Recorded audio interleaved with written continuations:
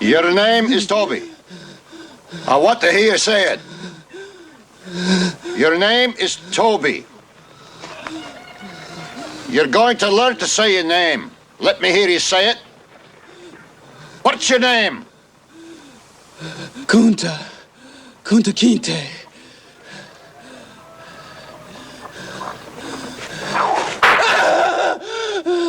When the master gives you something, you take it.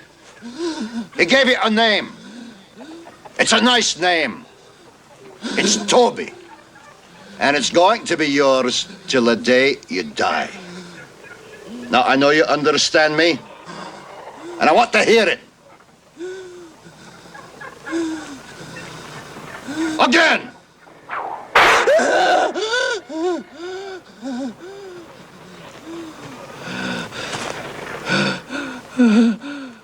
I want to hear you say your name. Your name is Toby. What's your name? Kunta.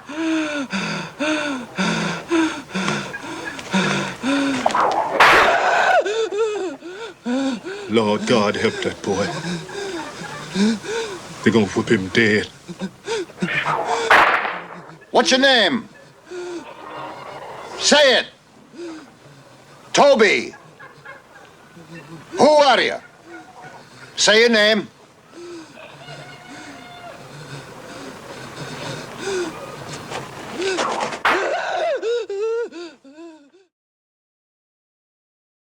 So what these fucking black people don't realize is while you're fucking cheering this kid on, you're making a big scene out of what should have just been a simple, you stab him, you go to jail, pay your time. This sucks. It was horrible. Just go to your sentence. You've greenlit this kid for death. That's what the African American community's done, is you've marked this child for death. I wouldn't have advocated for that before, as angry as it may have been. But you've killed this kid. And it's not going to be white people that kill him. It's going to be black people, because he pretended to be a part of a club that he was not a part of. And I'm sorry, all these people screaming like, the only good cracker is a dead cracker. The only good nigger is a dead nigger. Sorry, does it sound any different? It sounds horrible. I would never say that to anybody. I'm going to say it now for the sake of making a point. It sounds terrible. Get over yourself. I've never met a black slave in my life. Nobody had never met a black slave. The only black slaves that exist in this country are child sex slaves and prostitutes. Okay? Yeah. There are black slaves in this country, but you don't give a fuck about them. You give a fuck. The same way Antifa likes to pretend, oh, I'm an anti-fascist because my grandfather fought the Nazis in World War II. That wasn't your life. You never lived that. And all I want to say to any black person bitching about slavery is pull your shit up and show me your whip marks. There ain't none. So shut the fuck up. Here's the thing. The black prostitutes, who were their pimps? Oh, the black people. Yeah. It ain't whitey. It ain't whitey. I get it. There is slavery. There is slavery that should go fully addressed. I see a bunch of 20-year-olds bitching and crying about something they were never a part of. And I'm sorry that your ancestors were a part of that. That's horrible. No one should ever be put through that. Slavery was a stain on this country's history. So don't pretend like you were a fucking part of it. The same way we used to go around in Antifa and write fucking numbers on our arms like we were Jews getting round up in the Holocaust. That ain't my fucking history. So shut the fuck up. It's nobody's history, so stop it. Yeah, we got differences on that. But either way, you weren't alive in the 40s. I wasn't alive in the 40s. You were never sitting there with a fucking whip in your hand. Neither was I. So I'm tired of fucking hearing about it. And most people in the older generations of black people, I'll say this too openly, they agree. And they don't care because they're like, we're tired of this shit. The younger generation is fucked. Well, my question is how many white people died to freedom?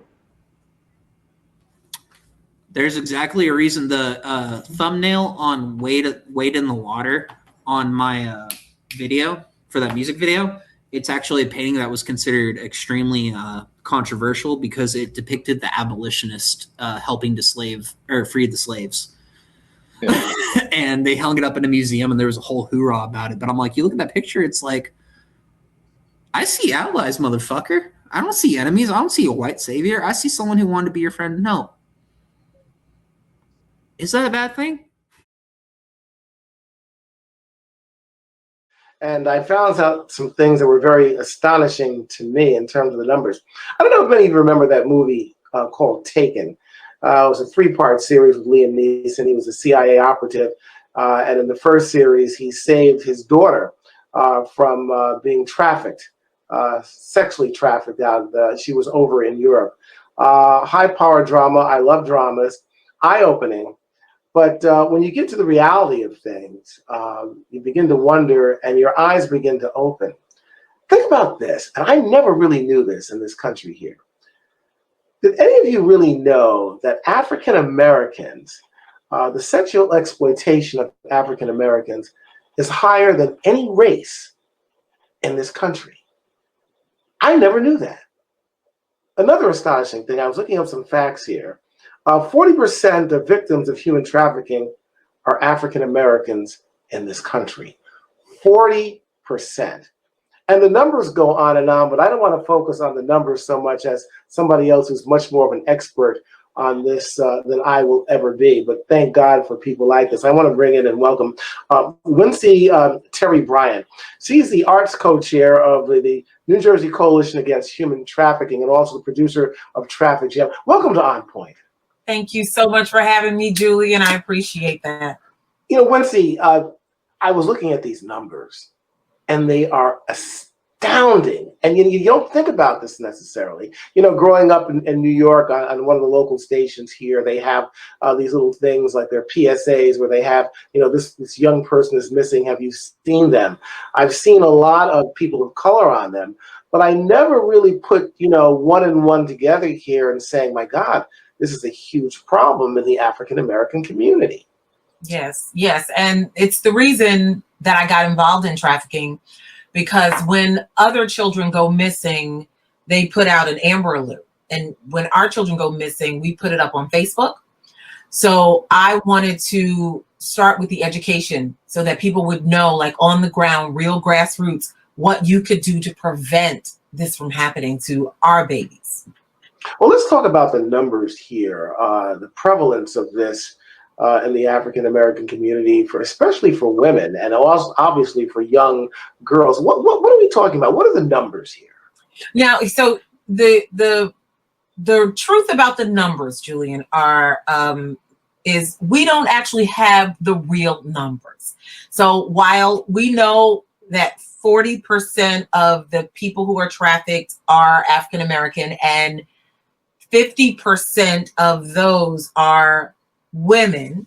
So whenever you look at the number of people being trafficked, half of that are women, and 80% of the entire trafficked community is minors. But so much of trafficking goes unreported. So there's no real way to have the real statistics. We only know for the people who call, but there are so many people who are being trafficked and won't call or don't even realize that they are being trafficked.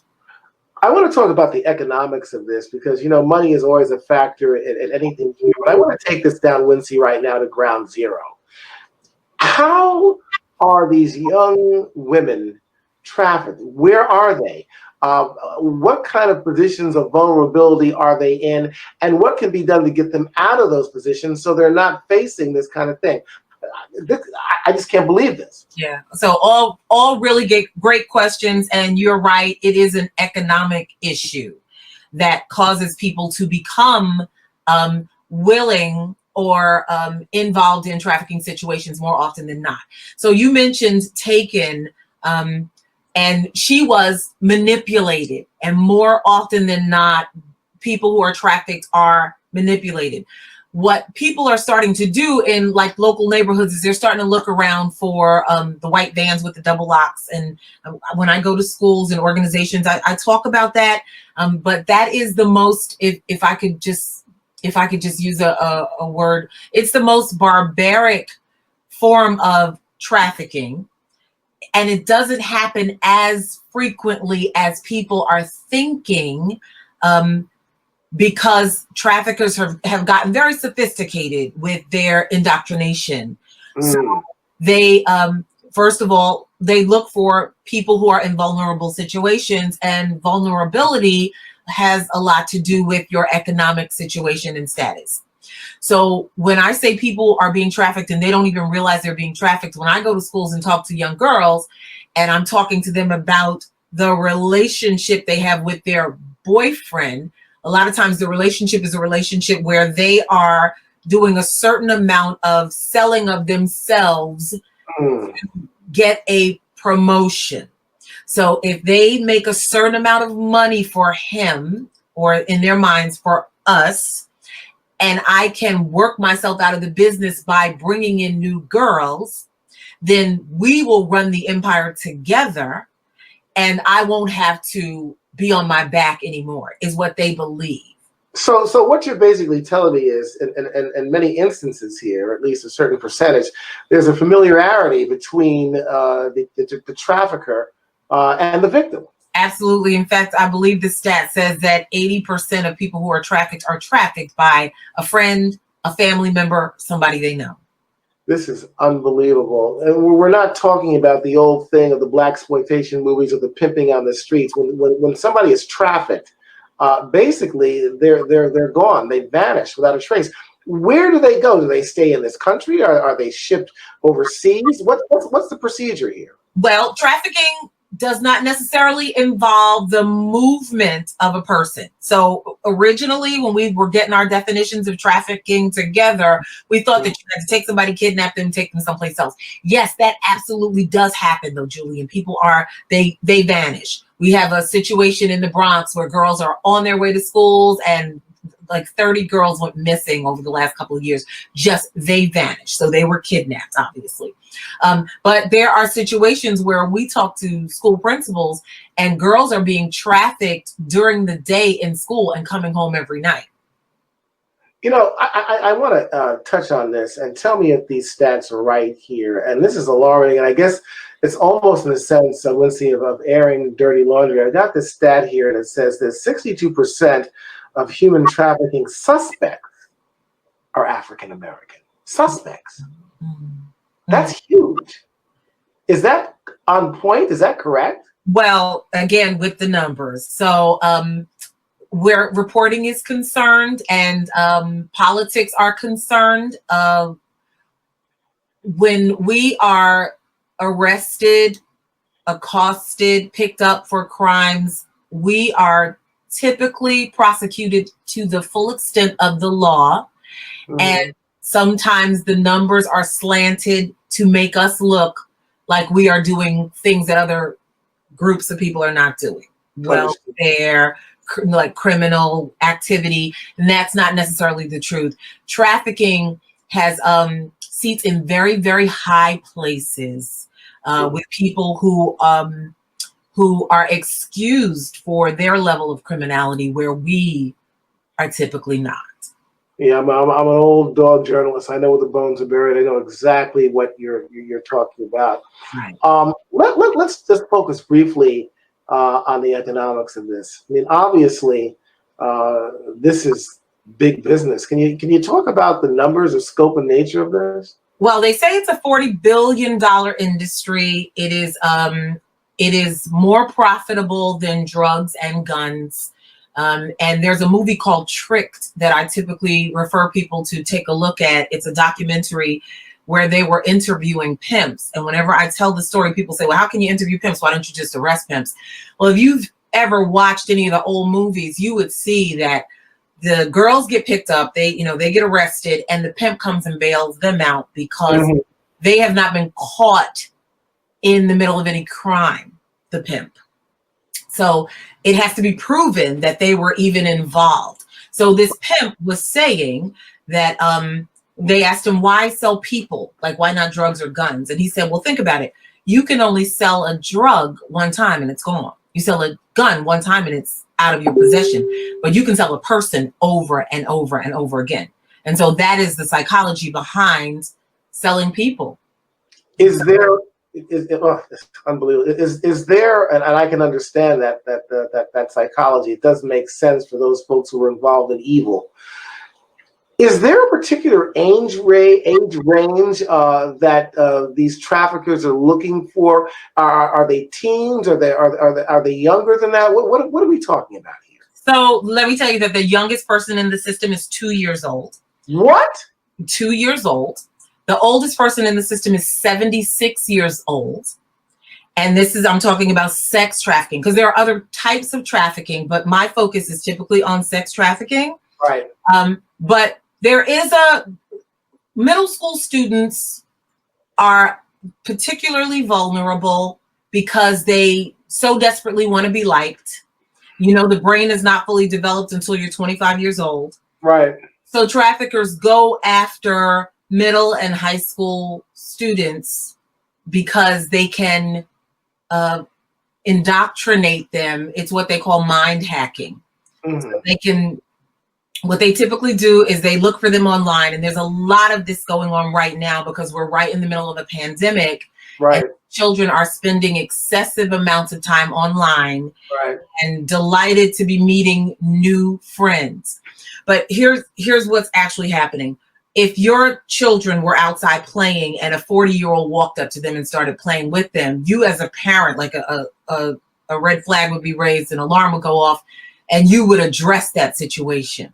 Sure. That's what's happening now online with the kids. They're online, they're playing all these games, Fortnite and all these other games where people can break in and play with them. And so these people who are playing with them are purporting themselves as their friends. Right. Their age, maybe I live in your neighborhood. Don't you live on Johnson Avenue? Oh no, what street is that again? You know, just getting information out of them to befriend them. And they're grooming. But they spend the time, they spend the investment of time because what they say is the traffickers talking to typically about 40 people at a time. So 40 kids at a time. They know everybody's not going to bite, but somebody's going to bite. You get a couple of kids, and then they say a trafficker makes roughly about $250,000 a year per victim. You get you a couple of victims, you're a millionaire. All right. God, you know, I'm speechless. Here's the deal, because we're running out of time here. What can one do, a young person, a parent, to protect themselves and safeguard themselves against human traffickers, human trafficking? Right. That's an awesome question. And it's so pertinent because there are things that you can do. First of all, parents, you need to go through your children's phones. That is the point of contact for these traffickers. Online predators have increased their presence because they know children have increased their presence. Children have apps on their phones. One in particular is a calculator that will hide all of the interactive apps that you have on your phone. So these traffickers are talking to these kids through apps like Whisper, Scout, Grindr, TikTok. And these kids can hide all of those apps behind an app that looks like a calculator. So when you look at your kid's phone, you think that's just a calculator. If you see two calculators, click on the calculator. Ask them who they're talking to. You need to be more of a friend to your children than any outside force, because that's what they're doing. They are getting influence over these kids by having conversations. Also on trafficjam.info, and that's traffic with a K, if you log on there, there's a list of what you can do to protect your children and to join the fight against human trafficking. This is great. We're running out of time right now. In 30 seconds, you have a thing called, you're a producer of Traffic Jam. Tell us a little bit about that real quickly. Traffic Jam uses the performing arts to raise awareness about human trafficking. And we do it through plays and songs, events where I hire professional actors to get on stage and act out scenarios where kids are indoctrinated into trafficking so people can see it live on stage. Wincy Terry Bryant, a great conversation, a hard one, and we're going to have to come back with this again. I'd like to have you back on the show so we can delve into this a little bit more, but this was an eye-opener, and I think it's made a lot of us on point. Wincy, thank you for joining us today. Thank you for having me, Junior. You know, once again, we're trying to empower people. And this is a show, I think, that sheds the light on something that is a little dark secret that a lot of us don't know about. In fact, it's a big dark secret. There are things that we can do with human trafficking. We're talking about people here. We cherish them. We cherish their minds and their bodies. Stay on point with information like this. Do something about it. Get involved. Always stay on point, and I'll be on point with you again next week. Here's one called Wade in the Water. Now, this song told the runaway slaves that the best escape route was along the river. Now, late at night, these songs could be heard coming from the slave cabins along the route, guiding the runaways to freedom. Wade in the water, wade in the water, children, wade in the water. God's gonna trouble the water. Everybody join in now. Wade in the water. Come on now. Wade in the water, children. Wade in the water. God's gonna trouble the water. Wade. I didn't say swim, I didn't say backstroke, I said wade in the water.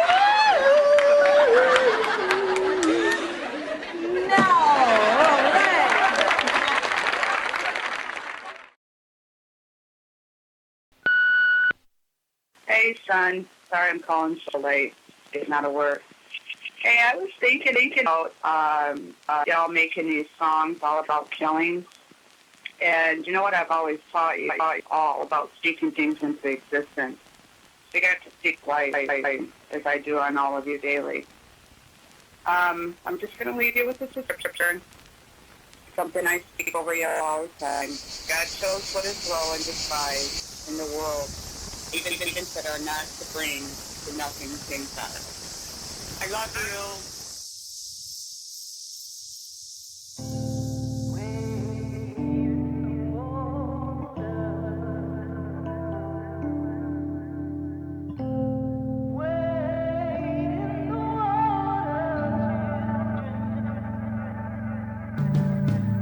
Sometimes when pain escapes me, when right and wrong and my name escapes me, I write people I'll never know a letter. I don't know how I got here to begin with. Wherever here is, I hope somebody reads this. I just saw a shadow and I followed it to forever. But it's blood thicker than water. She got that water. I'm baptized in water. Holy water. I was selling that water when we had no water. Wine from the water. Oh, the river. Wade in the water. Wade in the water, children. I know, heaven's hands won't rescue me. I've done things that I must pay a ransom fee. I have memories of several minds, of different lives and places and times, and I'm an old soul that's traveled a long way, so I'm tired even when I'm wide awake. In one life I was filthy rich. I built a home like in Rome with pillars in it, and my queen was there like Cleopatra. She was perfect, and we had servants, and they looked after us. But it's blood thicker than water. She got that water. I'm baptized in water. Holy water. I was selling that water when we had no water. Wine from the water.